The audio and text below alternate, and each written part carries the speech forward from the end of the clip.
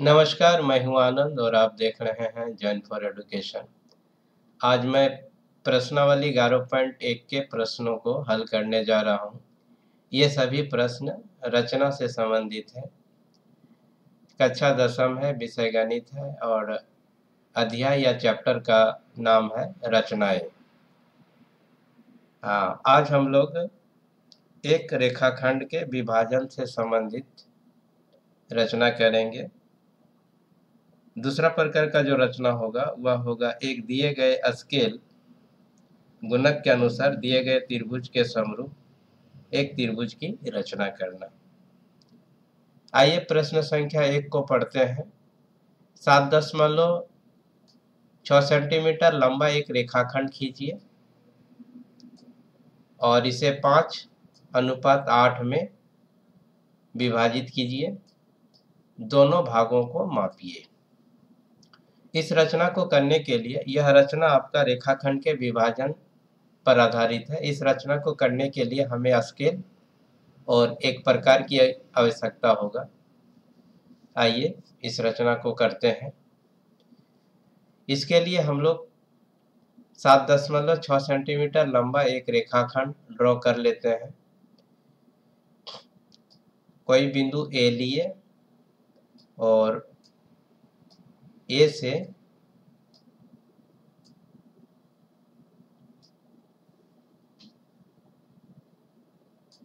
कोई लाइन ए Y draw किए। ए Y में से हम लोग 7.6 सेंटीमीटर प्रकार की सहायता से एक चाप ले लिए और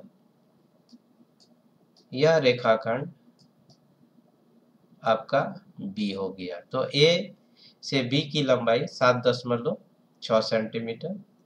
अब ए पर एक न्यून कोण बनाते हैं और इसका नाम x दे देते हैं। अब देखिए यहाँ बोल रहा है 7.6 सेंटीमीटर लंबा एक रेखाखंड खींचिए और इसे 5:8 में विभाजित कीजिए। 5 और 8 को जोड़ने से हमको 13 मिलता है। तो ax को 13 बराबर भागों में बांट देंगे।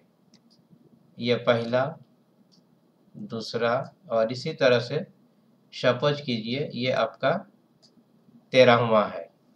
अब आपका 13वां और बी को ज्वाइन कर देते हैं।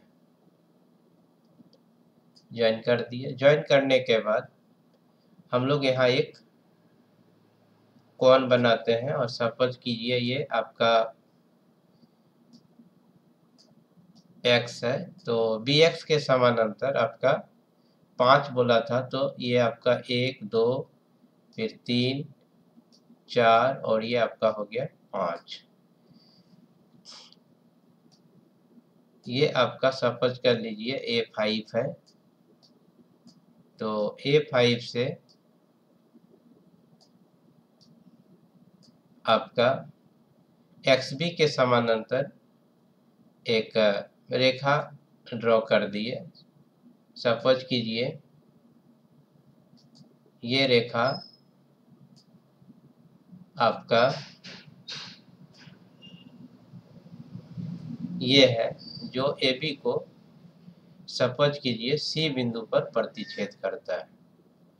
तो ये आपका AC और CB का अनुपात हो जाएगा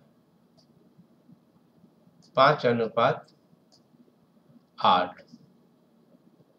इस तरह से दिए गए रेखाखंड का रचना हो जाएगा जो 5:8 में है।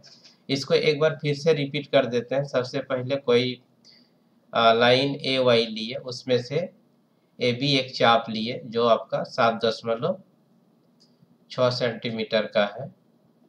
यहाँ पर ए वाई या ए बी को लेते हुए एक ए पर एक न्यून कोण बनाए और ये न्यून कोण जो है आपका x तक आया और इसको 5 बराबर भागों में बांटे। ये आपका पहला भाग A1 A2 A3 A4 और A5 लिए।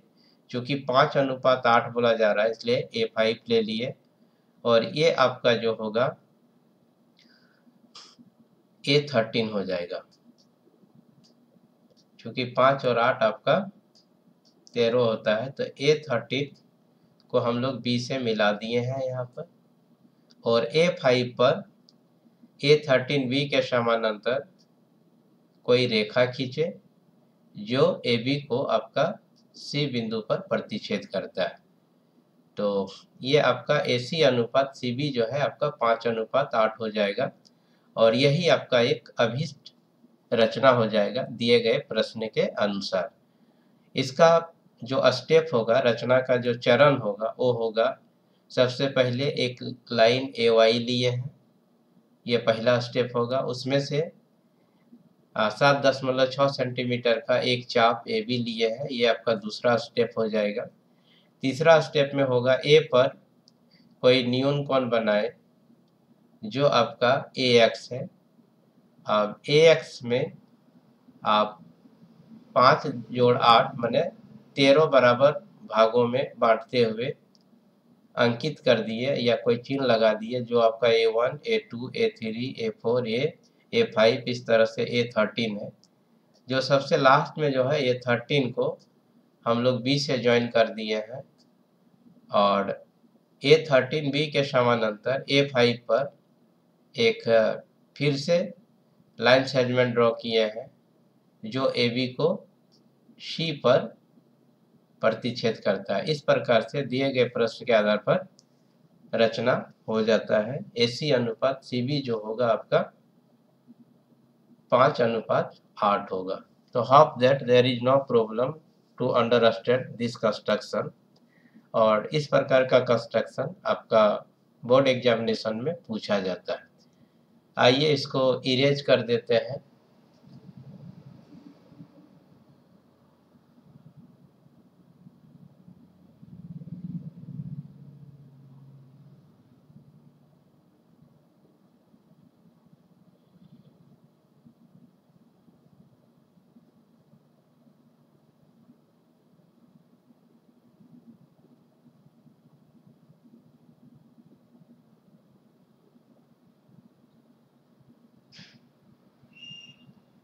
ये आपका इरेज कर दिए। इरेज करने के बाद चलिए दूसरे प्रश्न को पढ़ते हैं और इसकी रचना करते हैं। दूसरा प्रश्न आपका एक दिए गए स्केल गुणक के अनुसार दिए गए त्रिभुज के समरूप एक त्रिभुज की रचना करने पर आधारित है। एक त्रिभुज है जिसकी भुजाएं आपका 4 सेंटीमीटर, 5 सेंटीमीटर और 6 सेंटीमीटर है। भुजाओं वाले एक त्रिभुज की रचना कीजिए और फिर इसके समरूप एक अन्य त्रिभुज की रचना कीजिए जिनकी भुजाएं दिए हुए त्रिभुज की संगत भुजाओं की 2/3 गुनी हो। तो आइए सबसे पहले एक देखिए, ABC एक त्रिभुज की रचना कर दिए। Hope that there is no problem to understand the construct of a triangle according to the given dimension। तो प्रश्न में दिए गए डायमेंशन के आधार पर ये त्रिभुज की रचना हम लोग कर दिए, नाम भी लगा दिए A, B और ये है आपका C। हम लोग यहाँ B से CB को के होते हुए एक न्यून कोण बना दिए, और चूंकि यहाँ 2:3 बोल रहा है तो यहाँ हम लोग ले लिए 3 भाग, 3 बराबर भाग, 1, 2 और ये आपका हो गया 3। इसको हम लोग यहाँ पर ज्वाइन कर दिए, और ज्वाइन करने के बाद ये आपका 1, 2 और